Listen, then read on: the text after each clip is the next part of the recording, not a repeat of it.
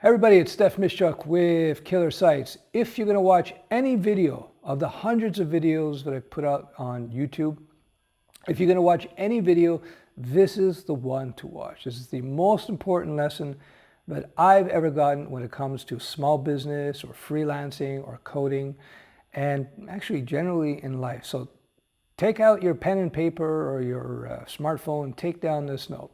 So what you need to understand is something called FU money. FU as in money. So what's the whole point of this FU money? What it is, why you should be concerned about it, and we'll talk about a few other things. So FU money is a stash of money that's emergency money. This is money that you never, ever touch. In fact, I have my FU stash. I haven't touched it ever, and I've had it in place for whatever, 15, 20 years now. It's money that is untouchable. And the whole point of FU money is that it's your security money, it's your emergency money. So how much money should you have in terms of FU money? Well, you should have enough FU money to last you at least 1 year to cover all your expenses.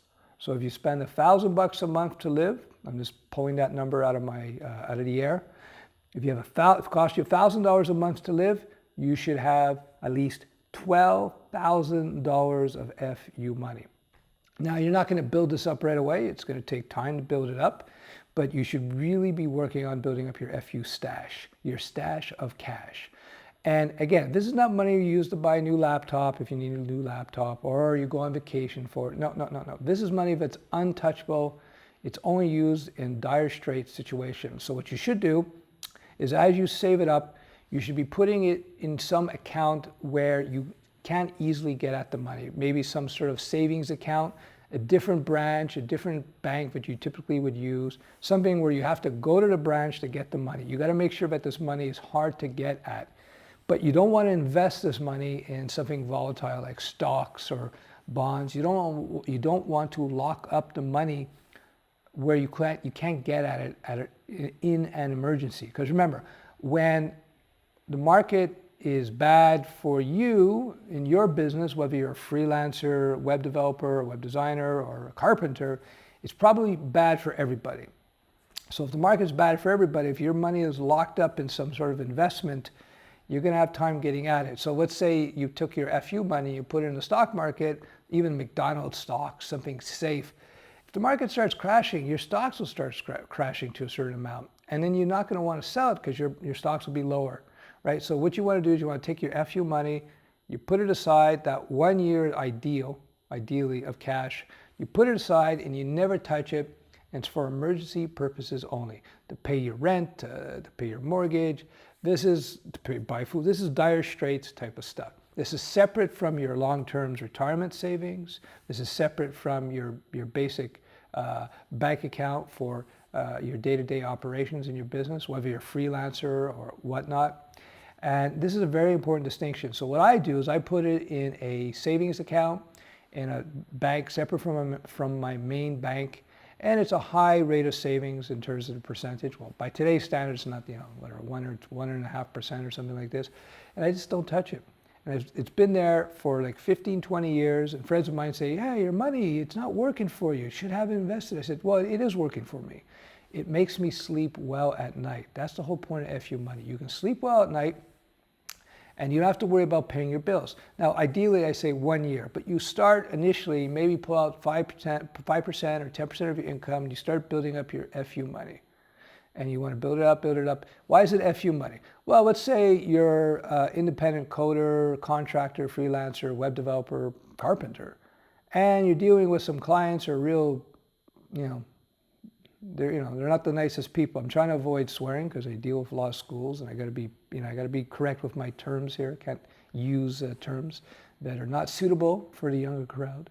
Anyway, so let's say you're dealing with a client who's a real jerk, getting on your nerves, and you're like, If you have a year's worth of FU money, you can just go, you know what? I don't need your contract. We're not dealing with you anymore. Why? Because you know that you have 1 year worth of cash saved up, and you don't have to worry about it. That's amazing.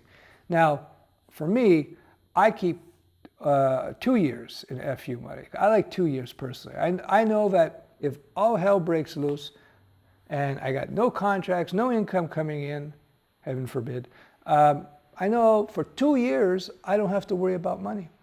Let me tell you, it's so relaxing to live that way. It changes your entire life. Your psychology changes. You're much more relaxed when you, and what you're going to find, which I found strangely enough when I walked into business meetings when I had built up even like a year's worth of FU money, 6 months a year, I was much more relaxed when I would meet with clients because I wasn't desperate for the contract. And you know what's weird? They say that 85% of communication is nonverbal.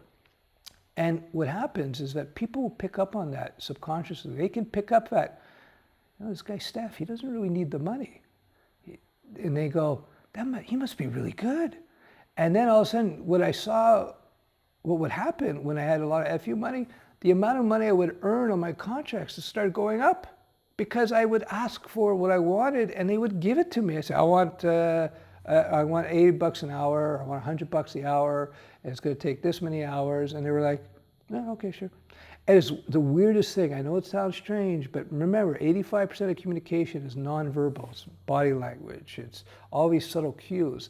And people can pick up subconsciously if you're feeling comfortable with yourself, if you're confident. And let me tell you, nothing makes you more confident knowing that you have a good year's worth of FU money in the bank. So FU money, super important, life-changing. It just does not apply to coders. It applies to anything that you do. It's a life lesson that's so important. So yeah, FU money. Start building it up slowly, slowly. I know it's hard at first. 5% of what you bring in, put into your FU stash. 10%, whatever you can. It's very important. Now, that said, you got to also, if you have debt, you got to balance that out as well. I'm not saying you should pay off all your debt and have no FU. You should actually balance it out. So if you have some debt, especially it's low interest rate, pay off some of that debt, but cash is king. Cash is king. It's very important to have FU stash. Now remember, FU stash, you want to go on vacation, you got no money in your personal account, you got no money in your corporate account, you can't go on vacation. That FU money is not for going on vacation. You need a new computer because your computer's getting a little slow, but you have no money. You can't use FU money. Don't use it. That's the silliest thing you do. That's the worst thing to do is to spend your FU money. In fact, ideally, you should never spend it, right? Because you don't want to be in that situation. But let me tell you, you get that FU money, you're going to be thanking me. You go, Steph, life is so much easier. Life is so much easier.